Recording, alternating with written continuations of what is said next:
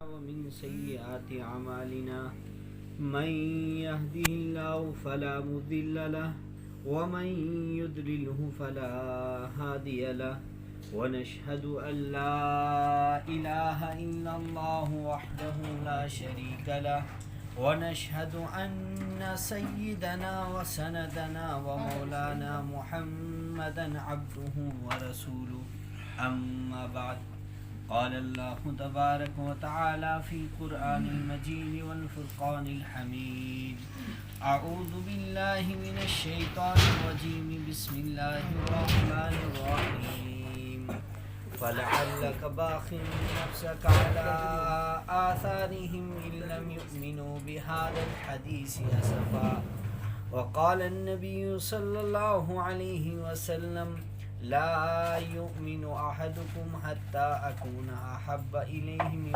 والده وولده والناس أجمعين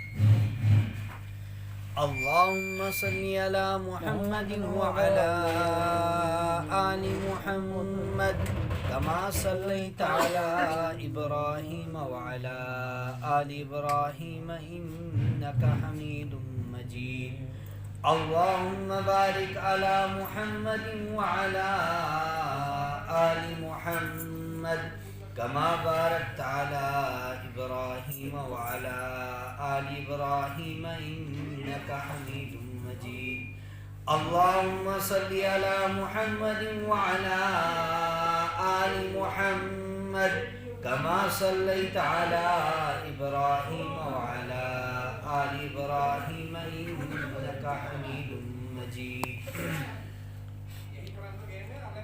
محترم سامعین کرام، میرے ایمانی بھائیوں،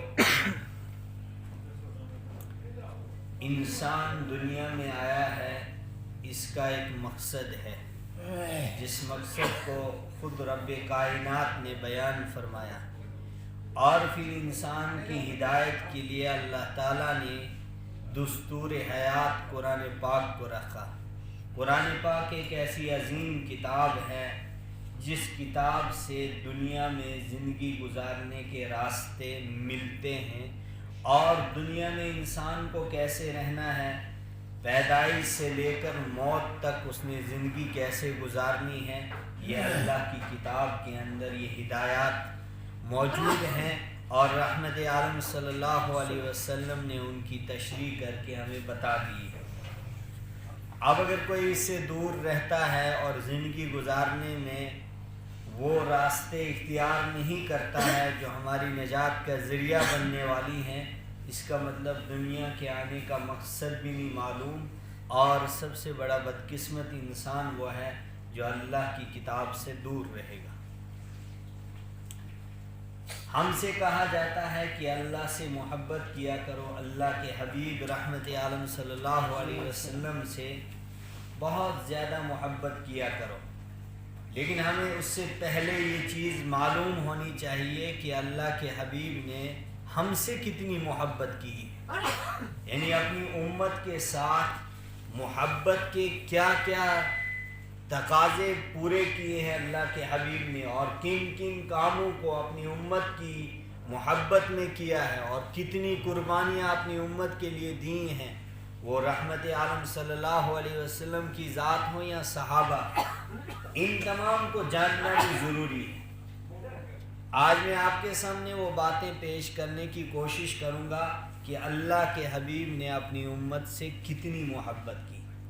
پہلی حدیث سے پاک اللہ کے حبیب فرماتے ہیں، انی اقوم فی الصلاۃ، میں نماز کے لیے کھڑا ہوا، فاذا سمعت بکاء الصبی، اچانک میں نے ایک بچے کی آواز کو سنا۔ نماز پڑھنے کے لیے اللہ کے حبیب کھڑے ہوتے ہیں، نماز شروع کرتے ہیں، اور اس کے بعد کہتے ہیں فاذا سمعت بکاء الصبی، میں نے ایک بچے کی آواز کو سنا۔ تو اچانک اس بچے کی آواز سنی میں نے، تو اس سے مجھے ذہن میں آیا کہ یہ میری امت کے کچھ بچے ہیں، نونہال ہیں، چھوٹے ہیں، یہ کیوں رو رہا ہے؟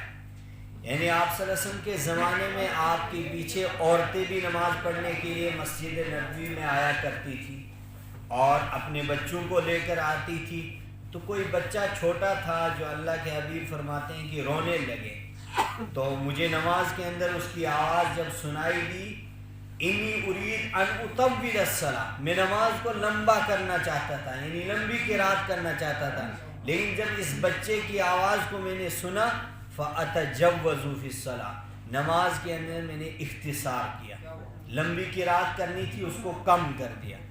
صحابہ نے پوچھا کہ اللہ کے حبیب آپ کا ارادہ تھا کہ لمبی نماز پڑھائیں، لمبی قرات کریں، لیکن آپ کے ارادے کے باوجود آپ اپنے ارادے کو چھوڑ دیتے ہیں اور نماز کے اندر اختصار کرتے ہیں، کیا وجہ ہوئی؟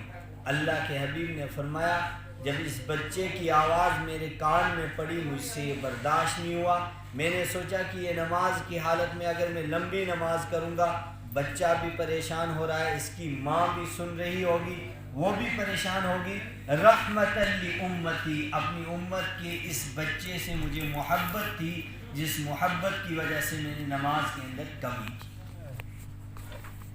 دوسری حدیث پاک میں اللہ کے حبیب فرماتے ہیں لولا ان اشک علی امتی لامرتهم بتاخیر العشاء الى ثلث اللیل، اگر مجھے اپنی امت پر مشقت کا ڈر نہ ہوتا اور ان کی پریشانیوں کا مجھے احساس نہ ہوتا تو میں اپنی امت کے افراد کو حکم دیتا کہ عشاء کی نماز تہائی رات میں جا کر ادا کرو۔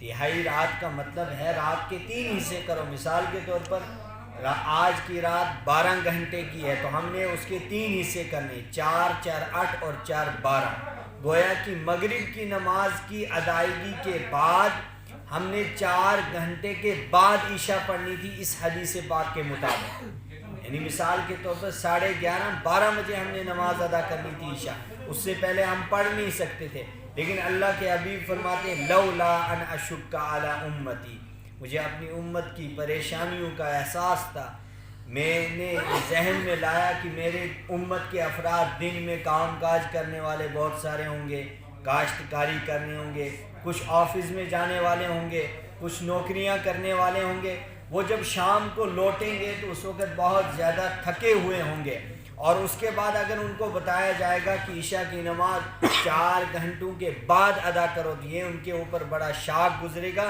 اس لیے لولا ان اشک علی امتی، اپنی امت کے لیے میں نے اس کے اندر بھی کمی کی اور میں نے کہا کہ مغرب کی نماز کے 1.5 گھنٹہ کے بعد یا 1.25 گھنٹہ کے بعد عشاء کی نماز ہم پڑھ سکتے ہیں، جیسے آج دیکھو ہم 7:30 بجے عشاء کی نماز پڑھ سکتے ہیں، ورنہ حدیث پاک کے مطابق 11 بجے جا کر ادا کرنی تھی ہم نے، تو سب پریشانیوں کے اندر مبتلا ہوتے۔ تو حضرت عائشہ فرماتی ہیں اللہ کے حبیب کبھی کچھ کام کرنا چاہتے تھے یا کہنا چاہتے تھے لیکن پھر نہ کرتے تھے نہ کہتے تھے، کہا کیوں ایسا کرتے تھے؟ رحمت لامتی، اپنی امت کے ساتھ محبت تھی۔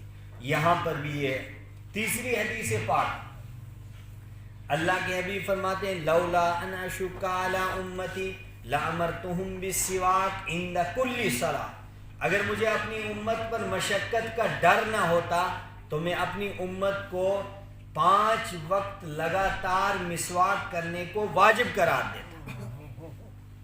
اس سے پتہ چلا کہ مسواک بہت عظیم چیز ہے، بلکہ علماء نے اس کے 70 سے زیادہ فائدے گنائے، اور لکڑی کا جو مسواک ہوتا ہے نا، اس کا سب سے بڑا فائدہ یہ ہے کہ جو پابندی کے ساتھ اپنی عمر میں مسواک کرے گا مرتے وقت اس کو کلمہ طیبہ نصیب ہوتا ہے، اس لیے کہ اس کا منہ صاف اور پاکیزہ ہوتا ہے اور اللہ کی رضامندی کا ذریعہ ہے، تو جس کی وجہ سے اس کو آخر میں کلمہ نصیب ہو جاتا ہے، اس کی زندگی کا بیڑا پار ہو جاتا ہے، وہ جنتی بن جاتا ہے۔ اس کے تو بہت سارے فائدے ہیں، بلکہ میں نے یہاں یہ بات سمجھانی ہے آپ کو کہ اللہ کے حبیب فرماتے ہیں اگر مجھے پریشانی کا ڈر نہ ہوتا کہ میری امت پریشان ہو جائے گی اور ان کے لیے دشوار کام ہے تو میں 5 ٹائم اس کو فرض قرار دیتا۔ تو اس کا مطلب ہے کہ مسواک جو کر پائے گا 5 ٹائم یہ تو اس کے لیے بہت عظیم چیز ہے، لیکن اگر کسی کو چھوٹ جائے، کسی کو مسواک یاد نہیں رہی، کسی کے جیب میں نہیں رہی، تو اگر نہیں کرے گا تو گنہگار بھی نہیں ہوگا۔ گویا کہ یہ بھی اللہ کے حبیب نے ایک آسانی اپنی امت کے لیے رکھی، جو کر سکتا ہے اس کو کثرت کے ساتھ ثواب ملے گا، اور جو نہیں کر پائے گا تو گنہگار تو نہیں ہوگا۔ اسی کو کہا لولا ان اشک علی امتی لامرتهم بالسواک عند کل صلاۃ، اگر مجھے اپنی امت پر مشقت کا ڈر نہ ہوتا تو ہر نماز کے وقت مسواک کو فرض کر دیتا۔ تو اللہ کے حبیب سے پوچھا گیا کہ یہ نماز کے اندر اختصار، یہ عشاء کی نماز اتنی دیر کے بعد پڑھنی تھی، اس کو کم کرنا، مسواک میں آسانیاں پیدا کرنا، کیوں ایسا کیوں کیا آپ نے؟ فرمایا رحمت لامتی، اپنی امت سے محبت تھی اور کوئی وجہ نہیں تھی۔ اس کے بعد اللہ کے حضرت عائشہ فرماتی ہیں، بخاری شریف کے اندر روایت موجود ہے کہ اللہ کے حبیب کبھی کوئی کام کرنا چاہتے تھے یا کچھ کہنا چاہتے تھے، نہیں کرتے تھے نہ کہتے تھے۔ اس کے بعد صلاۃ اللیل کا واقعہ بیان کیا امام بخاری علیہ رحمہ نے بخاری شریف کے اندر، کیا فرماتے ہیں؟ صلی رسول اللہ صلی اللہ علیہ وسلم ذات لیلۃ فی مسجد، رحمت عالم صلی اللہ علیہ وسلم نے ایک موقع پر مسجد نبوی کے اندر رات کو نماز پڑھی، رات والی نماز۔ اچانک کچھ صحابہ نے دیکھا مسجد نبوی کے اندر رات کو کوئی صحابی چل رہا تھا، دیکھا اللہ کے حبیب نماز پڑھ رہے ہیں، تو انہوں نے غنیمت جانا اس وقت کو اور اپنے لیے بڑی سعادت سمجھا، جا کے ان کے پیچھے کھڑے ہو گئے، اور 2-3 صحابی ان کے ساتھ، انہوں نے بھی دیکھا اللہ کے حبیب کے پیچھے کھڑے ہوئے۔ جب نماز مکمل کر دی اللہ کے حبیب نے باہر نکلے اور سورج طلوع ہونے کے بعد لوگوں سے کہا ہم بہت خوش قسمت لوگ ہیں مدینہ کے۔ تو انہوں نے پوچھا آپ کو کیا خوش قسمتی ملی؟ کہا ہم رات کے وقت میں مسجد نبوی میں گئے، اللہ کے حبیب نماز پڑھا رہے تھے، ہم ان کے پیچھے مقتدی بنے، ہمارے امام امام الانبیاء تھے اور ہم امام الانبیاء کے مقتدی بنے، اس سے بڑی خوش قسمتی کیا ہوگی؟ ہمارے امام رحمت عالم صلی اللہ علیہ وسلم کی ذات۔ بہرحال بہت سارے لوگوں کو پتہ چلا، دوسرے رات سب نے رک کر دیا، سب مسجد نبوی کی طرف چل دیے۔ تو دوسری رات حدیث پاک میں آتا ہے کہ مسجد نبوی کا اندر والا حصہ بھر گیا، اتنے لوگ جمع ہوئے۔ اللہ کے حبیب معتکف جو اعتکاف والا پردہ ہے اس سے باہر نکلے، تہجد کی نماز پڑھتے تھے، باہر نکل کر پھر نماز شروع کی، دیکھا مسجد نبوی بھری ہوئی، لوگ انتظار میں، اور آپ صلی اللہ علیہ وسلم نے نماز پڑھائی۔ بہرحال اس دن بھی تیسرے دن کیا ہوا؟ اب ان سارے لوگوں نے مدینہ، پورے مدینہ کے اندر، مدینہ کے اطراف کے اندر یہ بات پھیلا دی کہ ہم بڑے خوش قسمت لوگ ہیں، رات کو مسجد نبوی کے اندر جاتے ہیں، اللہ کے حبیب کے پیچھے نماز پڑھتے ہیں۔ ظاہر سی بات ہے صحابہ اللہ کے حبیب کے لیے اپنی قربانیاں اور مر مٹنے والے تھے، ہر ایک نے رخ کر دیا مسجد نبوی کی طرف۔ حدیث پاک میں آتا ہے مسجد نبوی کا اندر والا حصہ بھی تیسرے دن بھر گیا، صحن بھی بھر گیا، یہاں تک کہ پیچھے سڑکوں کے اوپر صفیں لگ گئیں، قبا تک لوگ پہنچ گئے، سارا مدینہ ٹوٹ کر آ گیا۔ کیوں آیا؟ اللہ کے حبیب کے پیچھے نماز پڑھنا نصیب ہو۔ بہرحال تیسرے روز ایسا ہوا کہ اللہ کے حبیب پردے سے باہر نہیں نکلے۔ صحابہ جب صبح فجر کی اذان کا وقت قریب ہونے لگا تو صحابہ نے سوچا شاید کہ اللہ کے حبیب کی آنکھ لگ گئی، بیدار نہیں ہو رہے ہیں۔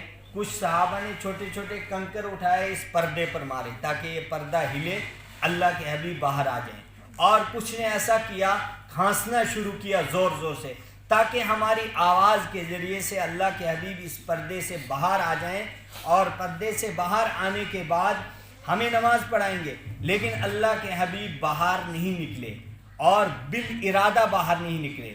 پھر کیا ہوا؟ فجر کی اذان کا وقت ہو گیا، مؤذن مسجد نبوی کا نکلا اور اذان اس نے شروع کر دی۔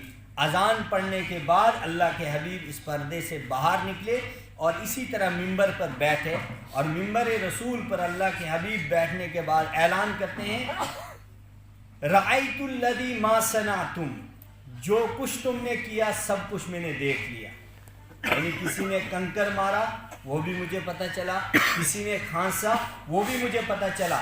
لم یمنعنی من الخروج الیکم انی خشیت ان تفترض علیکم، اللہ کے حبیب نے فرمایا مجھے اس پردے سے باہر آنے پر کسی نے روکا نہیں، اللہ نے مجھے منع نہیں کیا کہ آپ پردے کے اندر بیٹھے رہو، ساری دنیا آپ کا انتظار کر رہی، کہا نہیں، کسی نے مجھے آپ کے پاس آنے سے نہیں روکا، لیکن ایک چیز نے مجھے روکا، وہ کیا ہے؟ ان تفترض علیکم، یہ نماز کہیں تم پر فرض نہ ہو جائے۔ یعنی اللہ کے حبیب اگر اس دن نکلتے تیسرے دن تو تہجد کی نماز امت پر فرض ہو جاتی۔ تو اللہ کے حبیب نے فرمایا میں اسی لیے نہیں نکلا، اگر میں نکلتا یہ نماز فرض ہو جاتی اور میری امت کے افراد دن میں ان کو 5 وقت نماز پڑھنا دشوار ہو جاتی تھی، رات کے وقت میں کہاں وہ پابندی کے ساتھ نماز پڑھتے اور پھر وہ گنہگار ہوتے جن کی نماز چھوٹتی اور جہنم کے مستحق ہو جاتے۔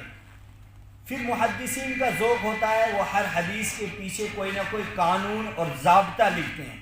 شاہ ولی اللہ محدث دہلوی علیہ رحمہ فرماتے ہیں کہ اس کے پیچھے محدثین نے ایک ضابطہ لکھا۔ کیا ضابطہ لکھا؟ جہاں امت کی تائید اور امت کی کثرت اور نبی کی تائید 2 چیزیں جمع ہو جائیں گی، وہ چیز امت پر فرض ہو جاتی۔ امت کی کثرت کیا تھی؟ حدیث پاک میں کثر الناس، لوگ بہت زیادہ جمع ہوئے تھے، مسجد نبوی کا اندر والا حصہ بھی، باہر والا حصہ بھی، اور پوری قبا تک لوگوں کی صفیں لگ گئی تھی۔ یہ ہو گیا کثر الناس، امت کا شوق۔ اور نبی کی تائید کیا ہوتی؟ اگر یہ پردے سے باہر نکل کر آ جاتے، نماز پڑھا لیتے، تو یہ نبی کی تائید تھی۔ جب یہ 2 چیزیں جمع ہو جائیں گی تو امت پر وہ چیز فرض ہو جاتی ہے۔ لیکن ایک چیز تو پائی گئی، لیکن اللہ کے حبیب باہر نہیں نکلے۔ حضرت عائشہ نے پوچھا کہ آپ نے ایسا کیوں کیا؟ فرمایا رحمت لامت، مجھے صرف اپنی امت سے محبت تھی اور کوئی وجہ نہیں تھی، صرف امت کی محبت کے تقاضے کی وجہ سے میں نے یہ کام، ان اعمال کے اندر کمیوں کو میں نے اختیار کیا اور میں باہر نہیں نکلا۔ 5ویں روایت، اللہ کے حبیب فرماتے ہیں، رحمت عالم صلی اللہ علیہ وسلم حدیث پاک میں آتا ہے، صوم وصال رکھتے تھے۔ صوم وصال کس کو کہتے ہیں؟ 9 دن تک روزہ رکھنا جس میں بیچ میں کوئی افطار نہیں۔ اللہ کے حبیب نے 5 دن کا روزہ رکھا ہے، 7 دن کا رکھا ہے، 9 دن کا رکھا ہے، لگاتار 9 دن تک کوئی کھانا پینا نہیں ہوتا تھا۔ اس کو صوم وصال کہا جاتا ہے عربی میں۔ اللہ کے حبیب یہ صوم وصال رکھتے تھے، 9 دن کا روزہ رکھتے تھے۔ صحابہ نے دیکھا کہ اللہ کے حبیب صوم وصال رکھتے ہیں، صحابہ نے شروع کر دیا صوم وصال رکھنا۔ اللہ کے حبیب نے فرمایا لا تواصلوا، روزہ مت، صوم وصال مت رکھو۔ تو صحابہ نے پوچھا اے اللہ کے حبیب انک تواصل، آپ تو صوم وصال رکھتے ہیں، ہم آپ کی ایک ایک سنت کے لیے مر مٹنے والے لوگ ہیں، ہم آپ کا جو عمل دیکھتے ہیں وہ کیوں نہیں کریں گے؟ اللہ کے حبیب نے جواب میں فرمایا انی لست کاحدکم، میں تم میں سے کسی کی طرح نہیں ہوں۔ کیوں؟ ان اللہ یطعمنی ویسقینی، اللہ مجھے کھلاتا اور پلاتا ہے۔ اس کا مطلب کیا ہے؟ صرف ظاہراً جو ہم کھانا پینا کھاتے ہیں یہ ظاہری کھانا بھی نہیں ہو، ایک ہے روحانی غذا جو انسان اگر 10 سال تک نہیں کھائے گا کچھ نہیں ہوگا۔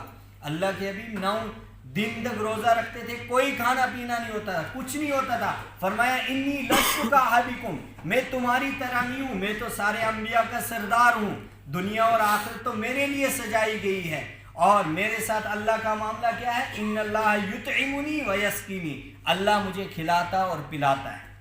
پھر محدثین نے ایک ضابطہ لکھا، جس کو اللہ کھلائے اور پلائے اس کا روزہ نہیں ٹوٹتا ہے، جو خود کھائے گا اس کا روزہ ٹوٹ جاتا ہے۔ اسی لیے یہ ایک فقہ کا ضابطہ بھی ہے، اور اس کے مطابق مسئلہ یہ ہے کہ اگر روزے کی حالت میں کوئی بھولے سے اگر پورا کھانا کھا لے روزہ نہیں ٹوٹتا۔ کیوں؟ یہ اللہ نے کھلایا، کیونکہ بھول سے اس کو یاد نہیں رہا، تو یہ جو کھا جاتا ہے اس کے بعد اس کو یاد آتا ہے اوہو میں نے تو پوری پلیٹ کھانا کھا لی، میرا تو روزہ تھا۔ اب مسئلہ ہے کہ اس کا روزہ رہا کہ ختم ہوا۔ آپ کو جواب کوئی مفتی، کسی مفتی کے پاس جائیں گے، وہ آپ کو جواب دیں گے آپ کا روزہ ٹوٹا نہیں۔ کیوں نہیں ٹوٹا؟ ان اللہ یطعمنی ویسقینی، یہ تو کھلانے والا اللہ ہے۔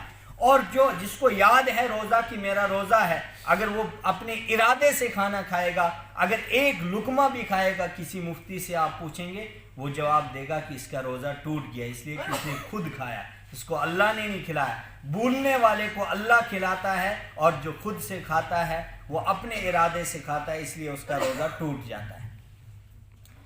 ایک عظیم حدیث اس کے بعد 6ٹھی حدیث میں آپ کے سامنے صرف اس موضوع کی پیش کر رہا ہوں کہ اللہ کے حبیب نے ہمارے لیے کیا کیا ہے، ہمیں آخرت کی کتنی فکر ہے، ہم اللہ کے حبیب کی سنتوں پر کتنا چلتے ہیں، ہمیں علم کی وراثت جو ملی ہے اس کی کتنی قدر کرتے ہیں، اور علم کی وراثت کے ساتھ ساتھ علماء کی جو ہمیں ایک عظیم نعمت ملی ہے، ہم علماء کی کتنی قدر کرتے ہیں۔ ان احادیث سے بالکل آشکارا ہوگا اللہ کے حبیب فرماتے ہیں کہ ایک وقت آیا، میری اس دنیا سے جانے کا وقت آیا، جو آخری وقت آیا، اس وقت جبریل امین حاضر ہوتے ہیں، سارے فرشتوں کے سردار، اور ملک الموت جس کو ہم کہتے ہیں عزرائیل علیہ السلام، جو سارے انسانوں کی روح کو قبض کرتا ہے، یہ حاضر ہوتا ہے، عرش سے آتا ہے اللہ کے حبیب کے سامنے، ان کے گھر میں جو آپ کا حجرہ مبارک تھا دستک دیتا ہے دروازے پر، زمین پر پہلی مرتبہ ایسا ہوتا ہے ملک الموت اجازت طلب کر رہا ہے، دروازہ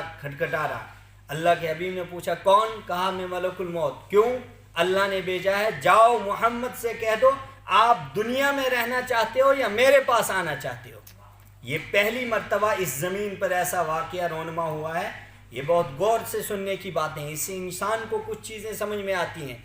تو اللہ کے حبیب نے فرمایا میں تو اپنے رب کے ساتھ ملاقات چاہتا ہوں، لیکن اس سے پہلے میری امت کے بارے میں کون سوچے گا؟ میں اپنی امت کو کیا کرتا ہوں؟ جہنم کی طرف جو لوگ جاتے ہیں ان کو نکال کے جنت کی طرف راستہ بتاتا ہوں، بھائی یہ جہنم والا راستہ ادھر مت جاؤ، ادھر ان کو بھیجتا ہوں۔ لیکن جب میں اپنے رب کے پاس چلا جاؤں گا تو رب کے پاس جانے کے بعد میری امت کی حفاظت جہنم سے کون کرے گا؟ پہلے میرے رب سے کہو کہ میری امت کے بارے میں کچھ گارنٹی دے دے مجھے، اس کے بعد میں آؤں گا، تب تک نہیں آؤں گا۔ بہرحال جبریل امین کو دیکھا اللہ کے حبیب نے، آپ کیوں پریشان؟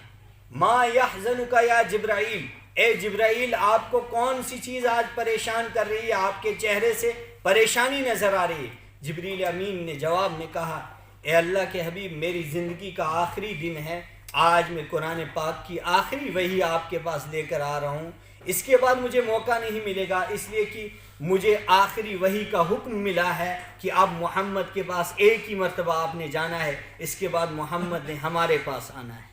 تو کہا کہ مجھے وہ خوش قسمتی کے وہ جو مراحل اور موقع یاد آتے ہیں، میں آپ کے پاس بار بار قرآن لے کر آتا تھا، لیکن آج کے بعد مجھے موقع نہیں ملے گا، اسی لیے پریشان ہوں۔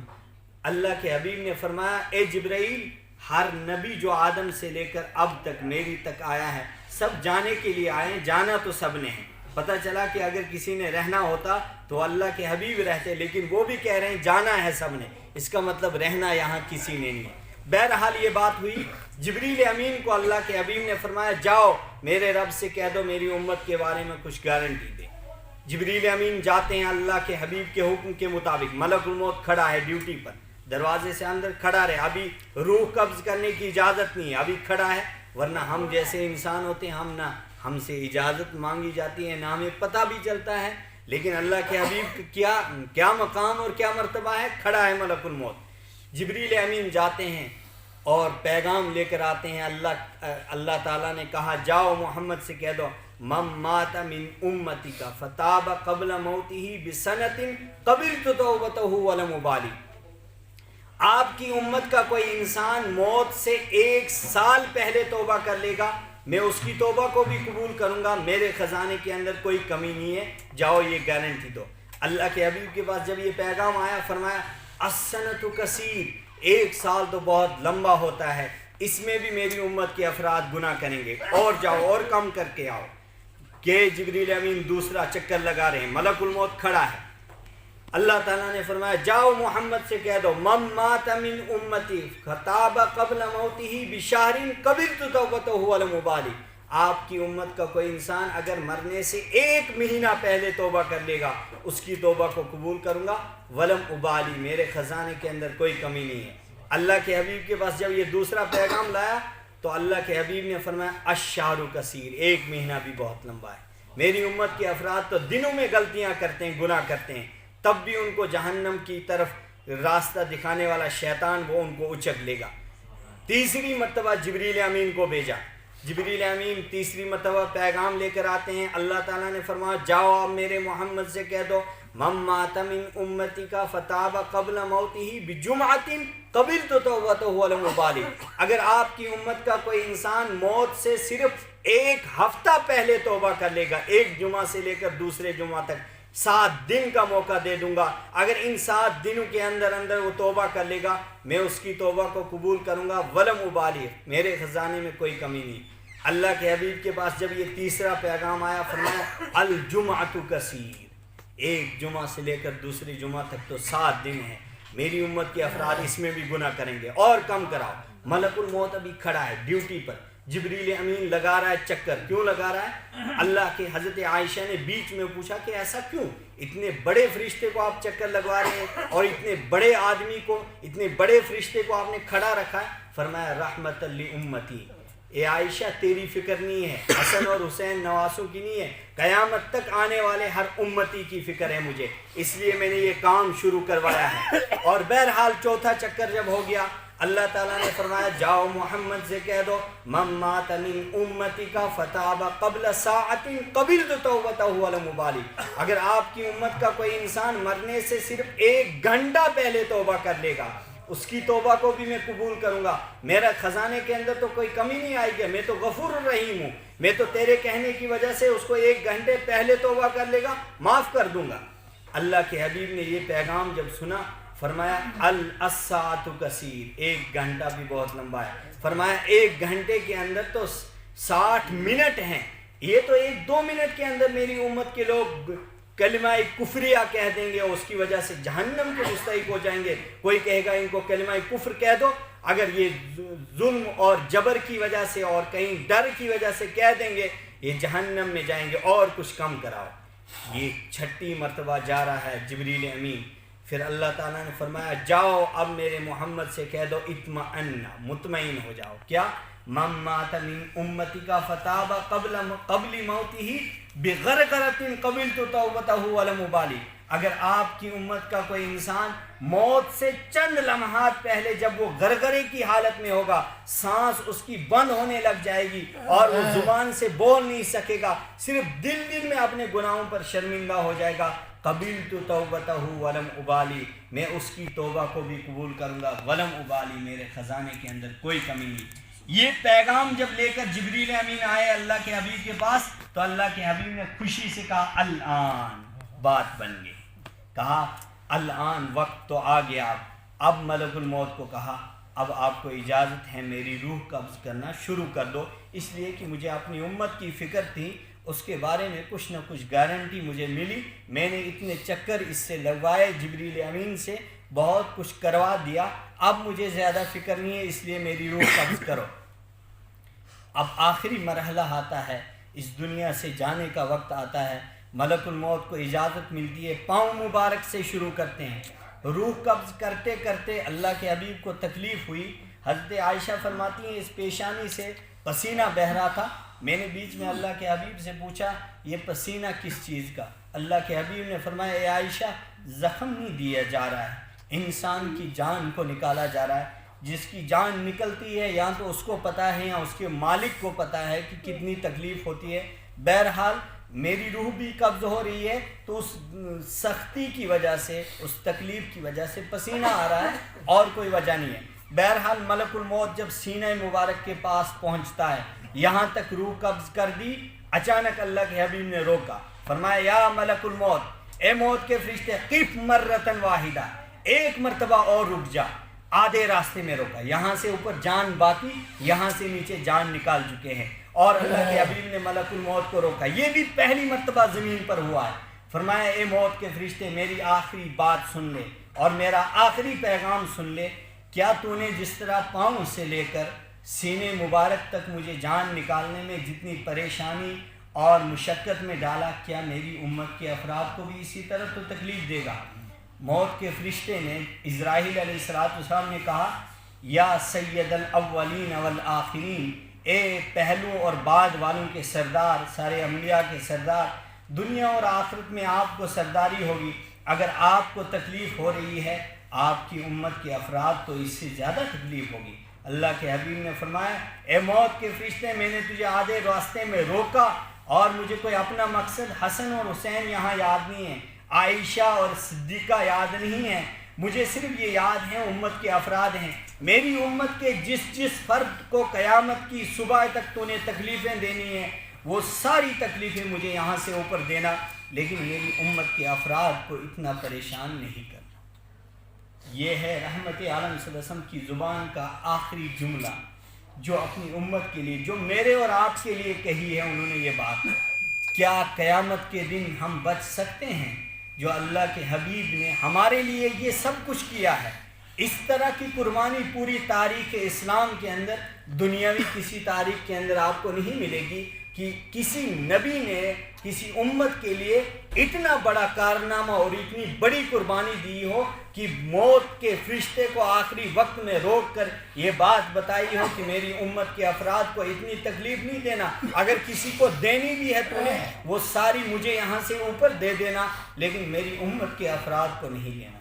میرے بھائیوں، ہم اپنے گریبان میں جھانک لیں کہ ہم اللہ کے حبیب کی سنتوں پر کتنا عمل کرتے ہیں، آپ کی تعلیم کو کتنا ہم رائج کر رہے ہیں، اس کی اشاعت کتنی کر رہے ہیں، اس کا تحفظ کتنا کر رہے ہیں، قرآن پاک جو اللہ کے حبیب پر نازل ہوا ہے اس کو ہم کتنا پڑھتے ہیں، اس کو کتنا سمجھتے ہیں، اپنے بچوں کو کتنا ہم دے رہے ہیں۔ یہ بہرحال یہ اللہ کے حبیب کا ایک وراثت میں دیا ہوا ایک سرمایہ ہے، پیسہ نہیں چھوڑا ہے۔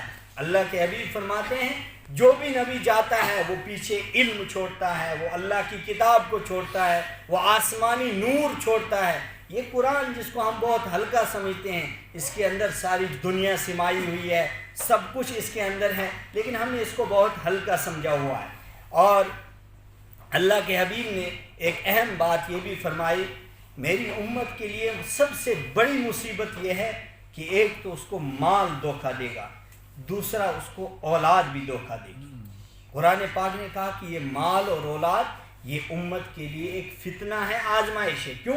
اپنی بچوں کے لیے انسان سب کچھ کرتا ہے، اور جب دینی حمیت ختم ہو جائے گی، دینی طرز عمل ختم ہو جائے گا، باپ اپنے بیٹے کے لیے اپنے دین کو بھی بیچ دیتا ہے، اور جب مال کی کثرت ہو جائے گی، ایسا مال جس کی وجہ سے اس کو آخرت کی طرف سے آنکھیں بند کر دے گا، اس کو سب کچھ لگے گا تجارت کے اندر، مال کے اندر، جتنا زیادہ کروڑوں میں کمائے گا اتنا اس کا ذہن اور ڈائیورٹ ہوگا دنیا کی طرف۔ اللہ کے حبیب نے فرمایا کہ بہت سارے مالدار تو بچ جائیں گے، لیکن اکثر کی تعداد ایسی ہوگی جو اس کی وجہ سے اس کے شکنجے کے اندر آ جائیں گے، کبھی ضمیر اپنے کو بیچ دیں گے، کبھی ایمان کو بیچ دیں گے، اور چند ٹکوں کے لیے اپنے ایمان پر سودا کر کے اور صرف دنیا کے پیچھے چل جائیں گے، اور ان کو لگے گا سب کچھ اسی میں ہے، لیکن نہیں۔ اللہ کے حبیب نے فرمایا الکیس من دان نفسہ وعمل لما بعد الموت، میری امت کا سب سے عقل مند انسان وہ ہے جو موت کے بعد کے لیے کام کرتا رہے گا۔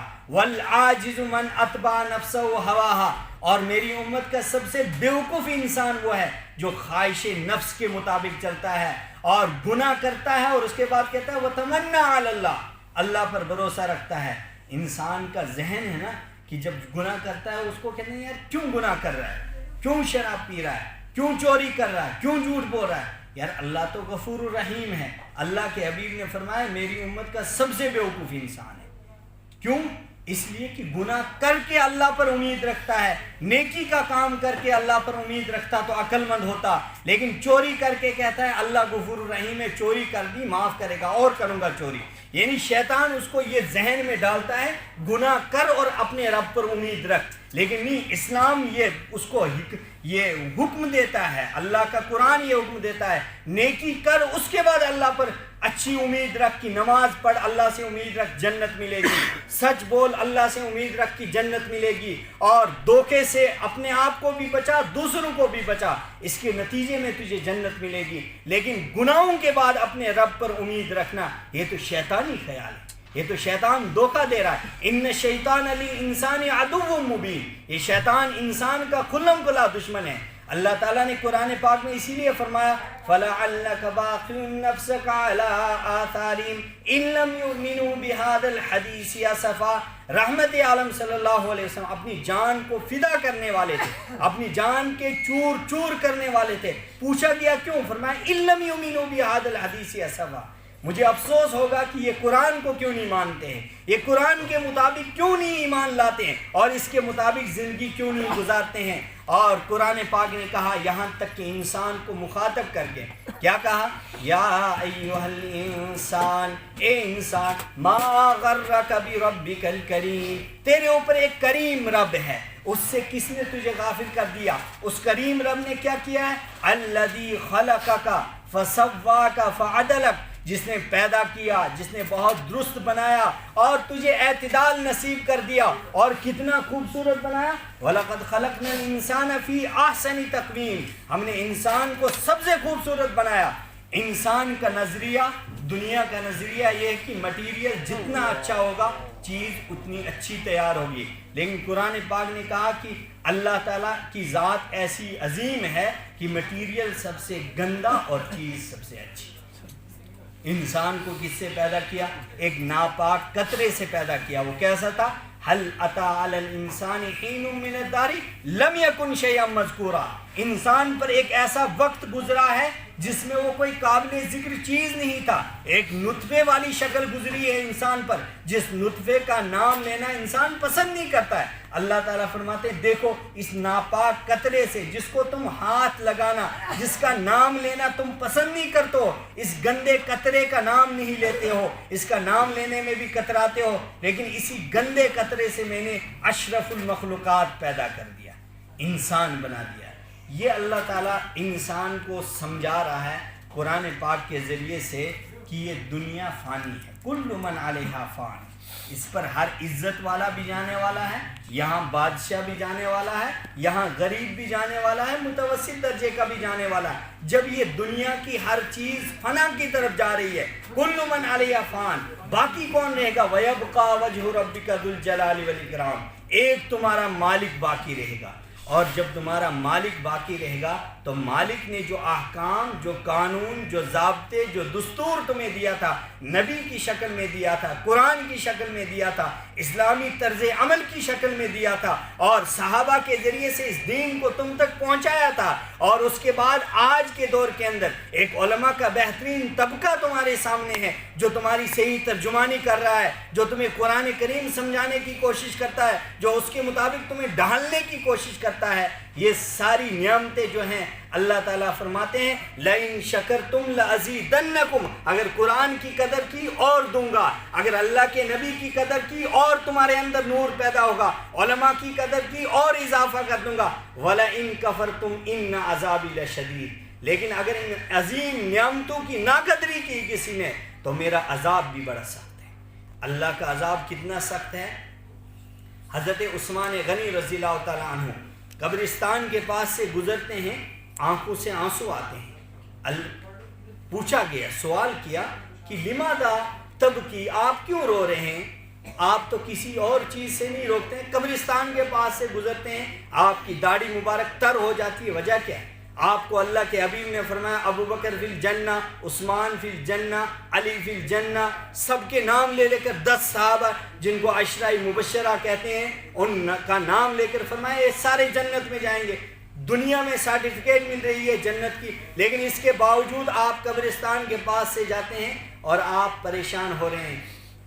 حضرت عثمان غنی رضی اللہ تعالیٰ عنہ جواب دیتے ہیں کہ مجھے اس گھر کی حقیقت کا معلوم نہیں ہے کہ وہاں کیا ہوگا میرے ساتھ. میری زندگی جو گزر رہی ہے کہیں میں سوچ رہا ہوں کہ کوئی ایک غلطی نہ ہو جائے جس غلطی کا مواخذہ مجھے اس قبر کے اندر ہو جائے. اس لیے قبر کے پاس سے گزرتا ہوں، ذہن میں لاتا ہوں جب میں اس قبر میں جاؤں گا چند گزہ زندگی ہے، اور اس کے بعد اس چند گز کی اس زمین کے اندر میری لاش کو ڈالا جائے گا. نہ وہاں لائٹ کا انتظام ہے، نہ کھانے کا انتظام ہے، نہ پینے کا انتظام ہے، سارا کچھ سسٹم ختم ہے. جب میں اس قبر کا اندر ڈالا جاؤں گا اس کے بعد اگر مجھ سے پوچھ لیا جائے گا کہ دنیا کے اندر یہ غلطی آپ نے کیوں کی تھی، آپ کو تو اپنی عبادت کے لیے بھیجا گیا تھا، اور قرآن نے کہا تھا وَمَا خَلَقْتُ الْجِنَّ وَالْإِنسَ إِلَّا لِيَعْبُدُونَ، میں نے انسان اور جنات کو محض اپنی عبادت کے لیے پیدا کیا ہے. تو نے تو دنیا کے اندر جا کر غلطیاں کی اور عبادت کے اندر کوتاہی کی. اگر یہ مجھ سے پوچھ لیا جائے تو وہی ذہن میں وہ سوال میرے گھوم رہا ہے جس کی وجہ سے مجھے رونا آتا ہے. لیکن ہم قبرستان سے چاہے گزرے اور لاشوں کو اٹھا کر چلیں، چاہے ان کے لیے اعلان کریں کہ فلاں آدمی اس کی موت ہو گئی ہے، لیکن اپنا نہیں ذہن میں لاتے ہیں. شیطان دھوکہ دیتا ہے.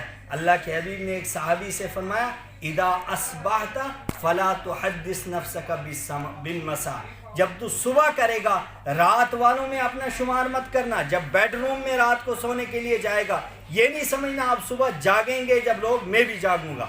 और वइदा अमसैता वइदा अस्बाहता, जब तू सुबह करेगा फला तुहद्दिस नफ्सका बिलमसा, जब तू सुबह करेगा और शाम वालों में अपना आप का शुमार मत करना।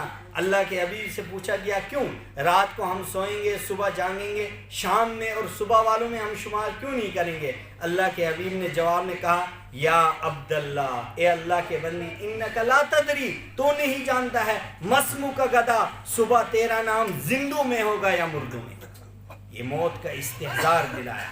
कुल इन्नल मौतल्लज़ी तफ़िर्रून मिन्हु, वो मौत जिससे इंसान भागता है और सोचता है कि मैं बच जाऊं।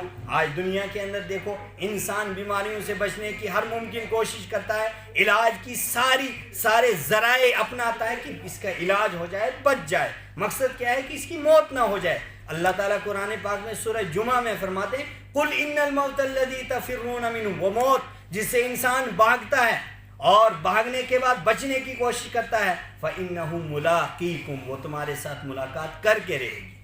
और दूसरी जगह कुरान पाक ने कहा अगर शीशा पिलाई हुई दीवारें हैं उनके अंदर बंद होकर किसी महल के अंदर बैठ जाओगे और सारे सुराग बंद कर जोगे, यहाँ तक कि एक मच्छर के जाने की जगह भी नहीं रखोगे, आइनमा कुंतुम युद्रिकुमुल मौत, मौत तुम्हें वहाँ आकर भी पकड़ेगी और फिर पकड़ कर छोड़ेगी नहीं। ऐसे मर गया बस फिर राख बन गया, उड़ गया हवाओं में, कोई नहीं पूछने वाला।